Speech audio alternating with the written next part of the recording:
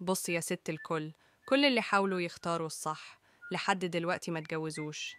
طب واللي اتجوزت رضيته بقربك ومش عارفة تختار تولدي طبيعي ولا قيصري. الولادة القيصري شكلها أسهل من الطبيعي للسادة المشاهدين. تصحي تلاقي النونو جنبك. بس اللي قالتلك كده ما ولدتش قيصري. ليه؟ لأن القيصري عملية جراحية وليها ظروف خاصة ومضاعفات وأسباب، مش منها إن التاريخ عجبني. يعني ما ينفعش قرارك يبقى سطحي أو على حسب أنتي مرتاحة لإيه، لأن وقتها مش هتحبي لا ده ولا ده.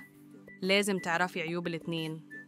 الطبيعي، أول عيب إنه بيجي فجأة، ممكن تكوني مش مستعدة أو شنطة الولادة لسه ما اتحضرتش.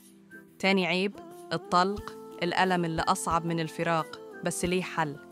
تالت عيب، التوسيع، بيحصل مع ناس وناس لأ، والدكتور ما يقدرش يعرف غير وقت الولادة.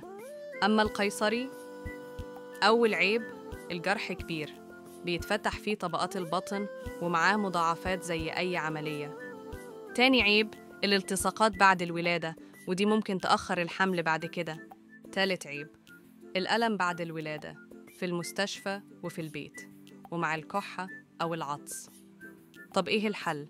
لو حالتك الصحية تسمح، الطبيعي أفضل، وهتتغلبي على عيوبه كده. أول حاجة الخوف من المفاجأة، اعرفي علامات الولادة. ثاني حاجة، الألم، حقنة الإبيديورال هتخلي الطلق شغال وانتي مش حاسة. وأخيراً التوسيع، لو حصل ومش عاجبك، في تمارين كيجل ترجع الأمور زي الأول.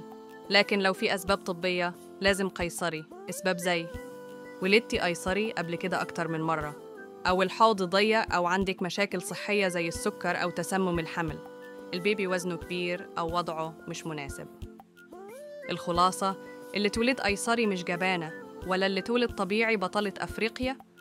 اللي تبقى حتى لو ولدت بالبلوتوث دي بطلة حقيقية.